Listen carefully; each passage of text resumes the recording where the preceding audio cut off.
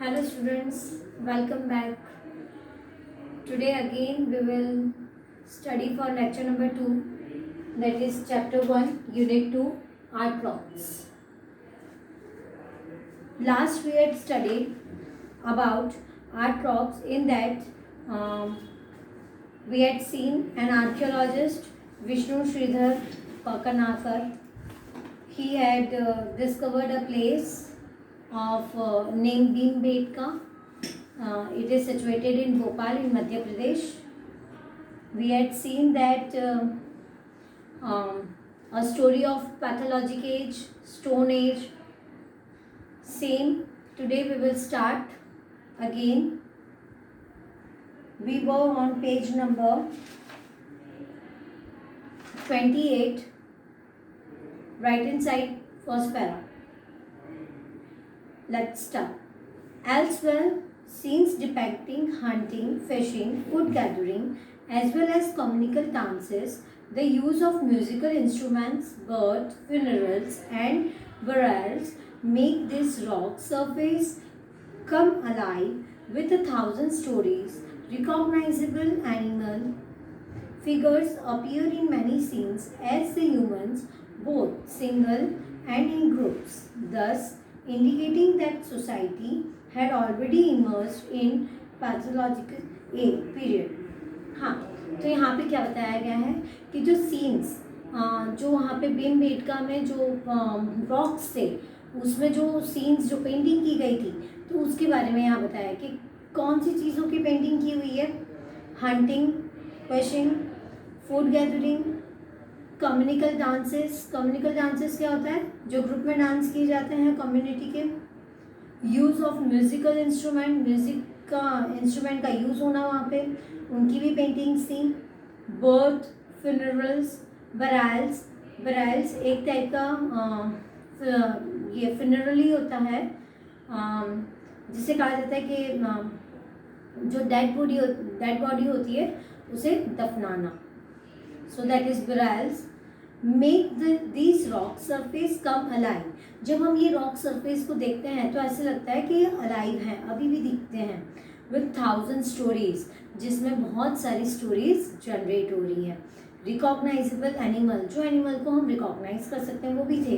Figures appear in many scenes as do humans, both single and in groups. Animals थे, human beings थे, और human beings single भी थे, group में भी थे। thus indicating that society had already emerged in pathologic period. और इससे हमें क्या दिखने को मिलता है कि इससे हमें ये पता चल रहा था कि जो सोसाइटी है वो पैथोलॉजिक एज से ही शुरू हो चुकी है।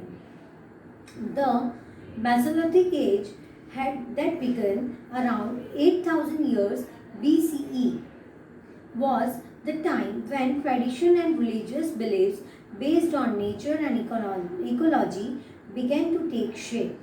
और जो मेसोलिथिक एज है, मेसोलिथिक एज मैंने आपको बताया था 8 to 18 सेंचुरी, तो वो नियर बाय 8,000 ईयर्स अगो, मान लो कि आज से 10,000 साल पहले, BC was a time when tradition and religious beliefs, उस समय ट्रेडिशन भी शुरू हो गया था और रिलीजियस बिलीफ भी, लोगों ने मानना भी शुरू कर दिया था, रिलीजियस बिलीफ भी शुरू हो गया था।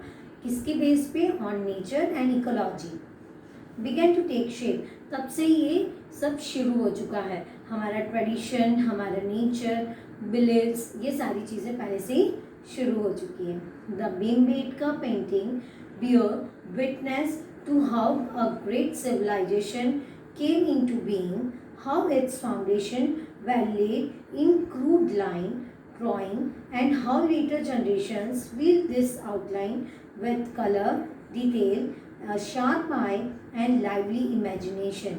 ये जो भीमबेटका की जो हम पेंटिंग देख रहे हैं वो एक विटनेस है हमारे लिए, वो एक प्रूफ है कि किस तरह से हमारा सिविलाइजेशन, जो ग्रेट बहुत बड़ा सिविलाइजेशन है, वो शुरू हुआ। came into a being, how its foundation, उसकी शुरुआत कैसे हुई, were laid in a crude line means natural, clear दिखाई दे रहा है। किसके थ्रू दिखाई दे रहा है? Through paintings. And how later generation, और किस तरह से बाद में जो जनरेशन आई उन लोगों ने किस तरह से इसे फिल किया।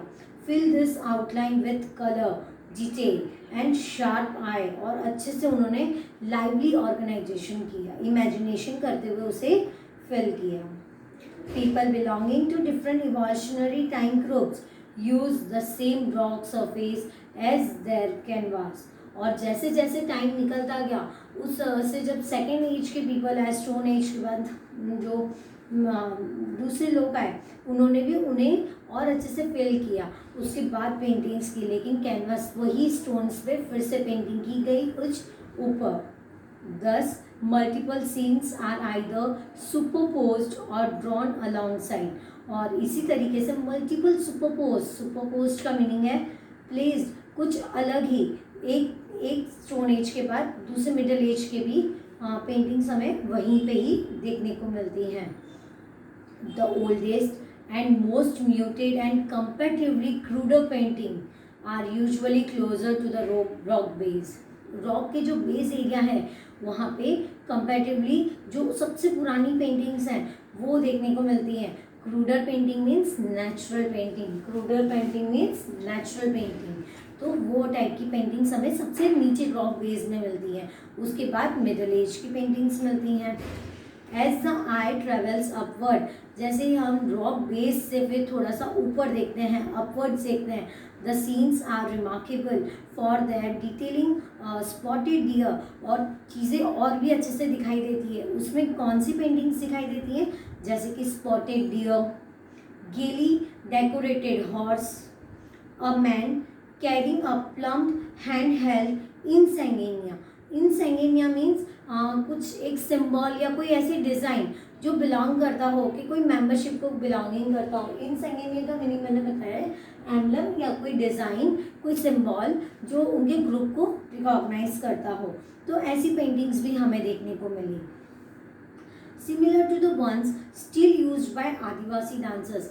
ऐसी पेंटिंग्स में कुछ ऐसे सिंबल्स भी थे जो इसमें जो प्लम कैरिंग हैंडबिल इंसेंगिंग है, जो सिंबल्स हैं वो कौन आज भी यूज़ करता है, adivasi peoples, adivasi dancers. Horse borne riders carrying a blunt stone instrument. Horse पे जो राइडर्स थे उनके पास कैसे इंस्ट्रूमेंट है, ब्लंट मीन्स जो शार्प नहीं है, ऐसे इंस्ट्रूमेंट्स उनके हाथ में हैं. एंड देन प्रोग्रेसिवली, और जैसे जैसे टाइम बीतता गया, Bose and arrows and massed figures engaged in battle. और वहाँ पे ऐसी पेंटिंग्स भी थी जो मास्ड फिगर का मीनिंग है मैनी पीपल, बहुत सारे लोगों के ग्रुप में खड़े हैं, उनके हाथ में बोस हैं, एरोस हैं, और ऐसी पेंटिंग्स भी हमें देखने को वहाँ पे मिलती हैं. Overwhelmed by the tableaux set out before our eyes, our small party of 3 sought a quiet corner to take in the enormity of human evolution displayed almostly chronologically before us. Overwhelmed का meaning है besides by a tableaux set. tableaux set का meaning मैंने बताया, figures representing scene. कुछ ऐसे figures थे जो table form में वहाँ पे डिराइव किए गए थे, कि पहले ओल्ड एज पे स्टोन एज, मिडल एज, इस तरीके से, तो वो फॉर्म में पड़े थे. आउट बिफोर अवर आइज, जैसे ही हमारी आइज वहाँ पे देख रही थी, अवर स्मॉल पार्टी ऑफ 3, कुछ 3 से 4 लोगों की जो पार्टी थी, हम वहाँ पे सॉट क्वाइट कॉर्नर, एक कॉर्नर की जगह देखी हमने, और वहाँ पे बैठ के हम ये विशालता, एनोमिटी मीन्स ग्रेट साइज, हम विशालता से ऐसे प्लेस को देख रहे थे कि हम ह्यूमन इवोल्यूशन कैसे स्टार्ट हुआ. और chronologically means in order. Before us, हम ऑर्डरली देख रहे थे. We were happy when we found a ledge at a far corner of view point. हम बहुत खुश हुए जब हमें एक अच्छी सी जगह मिली, जो कॉर्नर था, एज था, जहाँ पे हम बैठ के ये पूरा नज़ारा अच्छे से देख रहे थे. propped up against a smooth rock face, we sat in companionable silence gazing at patchwork quilt spread out by nature. और हम एक कॉर्नर में साइलेंसली वो गेज कर रहे थे, वो पूरे पिक्चर्स को हम अच्छे से देख रहे थे. Patchwork wise, The setting sun was turning the field of mustard to molten gold. जो सन था वो सेट हो रहा था, हम ऐसे सीन्स देख रहे थे. और fields of mustard to molten gold, mustard का मीनिंग है राई, राई के जो खेत थे वो गोल्ड में हो रहे थे change. The tender green of unripe wheat alternated with the darker olive of stately sal trees. और tender green, tender means soft, soft green जो वीट था जो अभी भी राइप नहीं है वो किस में चेंज हो रहा था, ऑल्टरनेटेड, वो किससे ऑल्टर हो रहा था, darker olive and stately sal trees में चेंज हो रहा था. The earth and the sky seem to meet in a perfect harmony on a distance origin. और जो अर्थ है और स्काई है वो ऐसे लग रहा था कि एक जगह पे वो मिल रहे हैं. Just as we were visualizing how utterly magical the view of our ledge would be during the rains and making plans to come again during the monsoon. और जैसे हम विजुलाइज कर रहे थे एक कॉर्नर में बैठ के, हमारे कॉर्नर में हम जब बैठे थे और हम ये विजुलाइज कर रहे थे और हम प्लान कर रहे थे कि जब बारिश का सीज़न होगा तब हम वो ये मानसून के सीज़न में हम यहाँ पर आएंगे. The stillness was snapped, snapped means ख़त्म हो गई. जो वहाँ पे जो शांति थी वो पूरी ख़त्म हो चुकी थी. क्यों? इन द रूडनेस्ट मैनर पॉसिबल, बहुत गलत तरीके से वहाँ पे जो साइलेंस था वो ख़त्म हो चुका था. The great Indian tourist arrive unbidden and like the proverbial bull in china shop proceeded to have a long and loud conversation on his cell phone. एक ग्रेट इंडियन टूरिस्ट आए और arrive in unbidden way. Unbidden way means uninvited, किसी ने उन्हें invite नहीं किया था, वो ऐसे ही आ गए. And provable bull in china shop, ये प्रोवर्ब है. जैसे हम मानते हैं कि कोई बिन बुलाए मेहमान एक जगह पे आ जाते हैं और वो भी आके डिस्टर्ब करते हैं, तो उस से यहाँ पे भी एक प्रोवर्ब यूज़ हुआ है, like a proverbial bull in a china shop. एक ऐसी जगह पे आ गए वो लोग. Proceeded to have a long and a loud conversation, आए तो नो इशू, वो लोग आ तो गए थे, लेकिन वो जो ग्रेट टूरिस्ट था, इंडियन टूरिस्ट, वो सेल फोन पे बहुत जोर जोर से बातें कर रहे थे, कन्वर्सेशन कर रहे थे सेल फोन पे. दस shattering the silence that we had been reveling in. और जो हमारी जो साइलेंस था वहाँ पे, जो हम अच्छे से वहाँ पे व्यू पॉइंट देख रहे थे, वो सब शैटर हो चुका था, डिस्ट्रॉय हो चुका था. Supremely unaffected by our glares and pointage, he continued an endless monologue in his booming voice till finally we conceded defeat and close to get up and leave. और हमने हमें डिस्टर्ब हो रहा था तो हमने उन टूरिस्ट को करके बोला. हम जब भी डिस्टर्ब होते हैं तो हम कैसे करते हैं, उस तरह से यहाँ पे भी जो ये 3 पीपल्स बैठे थे जो प्लान कर रहे थे, वो उन लोगों ने वो इंडियन टूरिस्ट को चुप करवाने की कोशिश की. लेकिन ही कंटिन्यू, लेकिन वो फिर भी बिना सुने उन्होंने वो चीज़ सेल फोन पे कंटिन्यू किया. And endless monologue in his booming voice, और जोर जोर से फ़ोन पे चिल्ला के बातें करने लगा.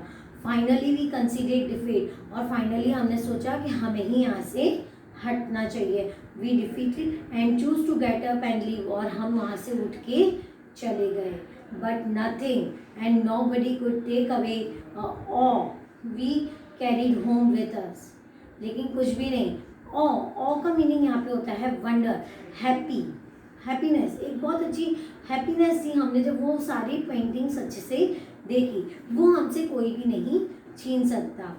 And uh that still makes me break out in goose bumps. Goose bump means अंदर से जो मुझे फीलिंग आती है वो मुझसे कोई भी कभी भी छीन नहीं सकता.